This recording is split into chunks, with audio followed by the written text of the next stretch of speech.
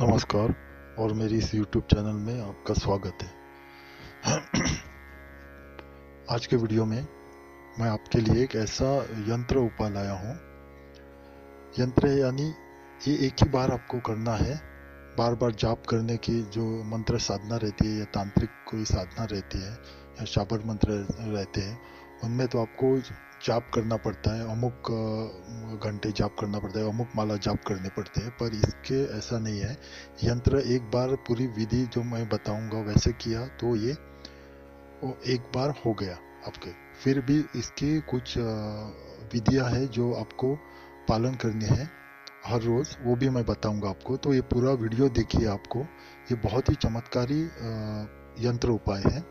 इसको भाग्यवर्धक एक ताबीज़ बोलते हैं। ताबीज़ कैसे बनानी है वो भी मैं आपको बताऊंगा। एक बार ताबीज़ धारण की तो बस ज़िंदगी भर आपका उसका प्रभाव आपके ऊपर बना रहेगा और आपका भाग्य उदय हो जाएगा। यानी अगर आपका दुर्भाग्य चल रहा है, आपके भाग्य में कुछ भी ऐसा अच्छा नहीं घटित हो रहा है, तो ये दुर्भाग्य की स्थिति होती है। तो इससे उभारने के लिए ये भाग्यवर्धक ये चमत्कारी ऐसा यंत्र की ताबीज़ है। ये वो मैं आपको कैसा करना है वो मैं आपको बताऊंगा। मेरी आपसे नम्र विनती है कि अगर अभी तक आपने मेरा ये चैनल सब्सक्राइब नहीं किया है तो आप जल्दी से मेरा चैनल सब्सक्राइब कीजिए और बेल आइकॉन दबाना ना भूलिएगा। मैं आपका बहुत आभारी रहूँगा। और इस वीडियो को ज़्यादा से ज़्यादा लाइक कीजिए ताकि मुझे भी पता चले और प्रोत्साहन मिले कि आगे को आपको उपाय लाने के लिए। तो जैसे मैंने बताया कि जब किसी को ऐसा लगता है कि उसका भाग्य नहीं चल रहा है, यानी दुर्भाग्य चल रहा है, यानी कोई भी काम करे तो उसमें सफलता नहीं मिलती है, आर्थिक परेशानियां से घिरे हुए हैं, या कोई नौकरी नहीं मिल रही है, या ऐसे जो घर कलेश है, ऐसे बहुत जो परेशानियां रहती है, उससे निजात पाने के लिए ये बहुत ही प्रभावी ऐसा यंत्र उपाय है। हर किसी को एक बार करना है। इसको करने के लिए ज़्यादा समय नहीं लगता है, ज़्यादा सामग्री भी नहीं लगती है, पर ये बहुत चमत्कारी है। और जो मैंने सामग्री मैं बताऊंगा उसका उपयोग आपको करना है। तो मैं सामग्री बताऊंगा आपको पहले क्या है सामग्री, बाद में आपको यंत्र भी स्क्रीन पे मिल जाएगा कैसा बनाना है वो। तो सामग्री के लिए आपको क्या चाहिए, एक भोजपत्र का छोटा सा टुकड़ा चाहिए आपको। पूजा की दुकान में एक 10-15 रुपए में आपको मिल जाएगा। उसका ताबीज़ में भरने के लिए आपको जितना चाहिए उतना टुकड़े पे आप वो यंत्र बना लीजिए। तो कैसे बनाते हैं यंत्र वो भी मैं आपको बताऊंगा। तो एक भोजपत्र चाहिए आपको, अनार की कलम चाहिए या चमेली की, यानी अनार या चमेली की जो टहनी रहती है, छोटी सी टहनी आपको निकालनी है। उसको थोड़ी नोकीली बनाइए चाकू या छुरी से, और वो आप कलम की तरह उपयोग में ला सकते हैं। तो लिखने के लिए आपको कलम तो हो गई, आपको अभी स्याही चाहिए। तो स्याही के लिए आपको लौंग लौंग जो रहते हैं और कपूर। तो आपको क्या करना है, पानी में ये पहले दिन आप करके रखिए।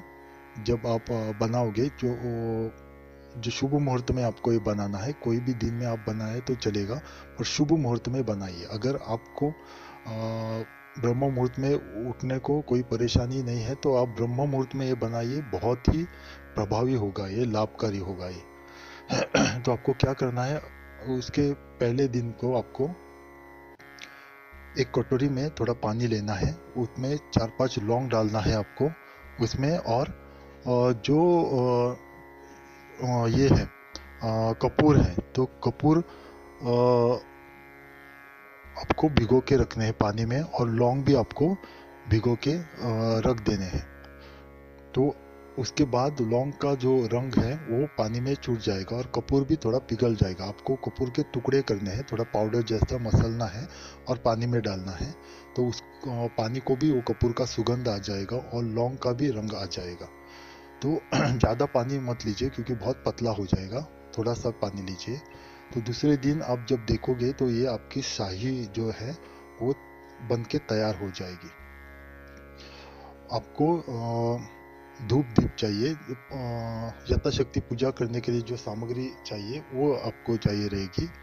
यानी गंध या जो कुमकुम रहता है, हल्दी कुमकुम, धूप दीप, एक देसी घी का दिया चाहिए, अगरबत्ती चाहिए और पुष्प चाहिए। कुछ लाल पुष्प लीजिए आप, एक दो। तो और एक ताबीज चाहिए आपको, जो ताबीज मिलती है, तो तांबे की ताबीज चाहिए आपको। तो किसी भी पूजा स्थल में आपको 10-5 रुपए में मिल जाएगी।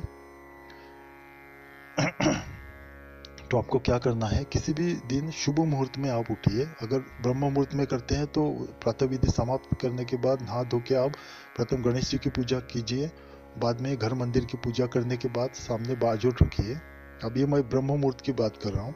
अगर आपको बाद में करना है किसी शुभ मुहूर्त में, तो आप घर मंदिर में एक दिया जलाइए और अगरबत्ती दिखाइए और बाद में नीचे बाजोट रखिए। आप बाजोट पे एक लाल कपड़ा डालिए और उस पे आपको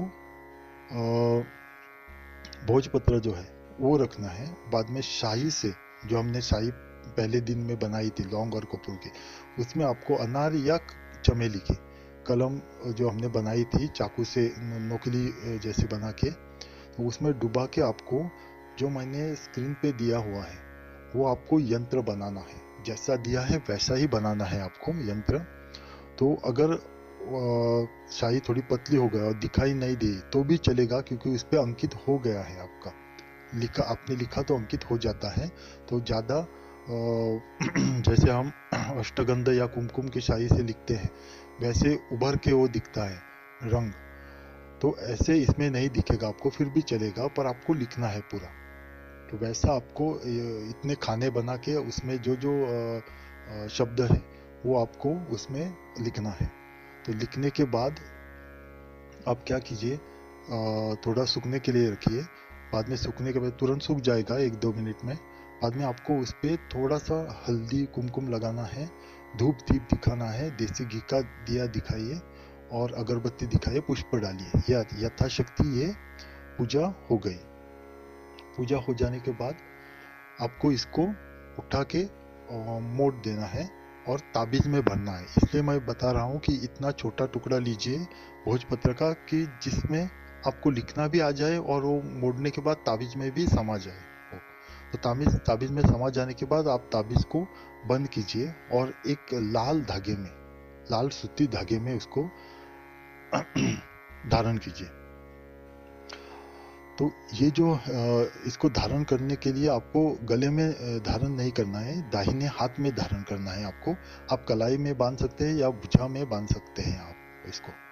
तो आप देखोगे कि इसका तुरंत प्रभाव दिखता है। जो मैंने विधि बताई है, इस विधि में अगर आप करोगे तो तुरंत आपको इसका प्रभाव दिखाई देने लगेगा। सुख, सौभाग्य, संपदा और मानसिक शांति और उत्साह और प्रसन्नता जिसे बोलते हैं, उसमें आपकी बहुत वृद्धि हो जाएगी। तुरंत वृद्धि होना शुरू हो जाएगा। ये इसलिए इस ताबीज को बहुत श्रेष्ठ माना गया है, इस ताबीज को।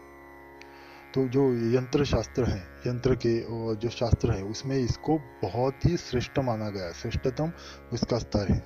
तो ये बहुत ही प्रभावी है और हर एक को इसको अपने जीवन में जरूर धारण करना चाहिए।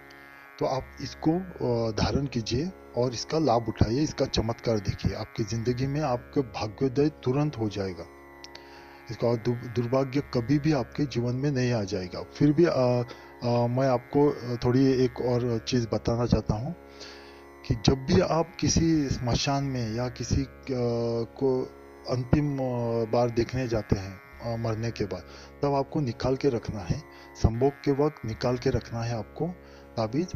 और जो नए जन्मा रहता है उसी दिन अगर हम गए वहाँ पे, तो 12 दिन के पहले अगर गए तो भी निकाल के जाना है आपको। आपके घर मंदिर में रख के जाइए और आने के बाद नहा धो के फिर उसको पहन सकते हैं आप। तो वो हमेशा के लिए प्रभावी रहेगा, नहीं तो इसका प्रभाव चला जाएगा, तुरंत चला जाएगा उसका प्रभाव, और कोई भी उपयोग नहीं होगा उसका। तो ये ध्यान में रखिए आप। मेरी आपसे नम्र विनती है कि अगर अभी तक आपने मेरा ये चैनल सब्सक्राइब नहीं किया है तो आप जल्दी से मेरा चैनल सब्सक्राइब कीजिए और बेल आइकन दबाना ना भूलिएगा। मैं आपका बहुत आभारी रहूँगा। आपका कल्याण हो। ओम नमः शिवाय।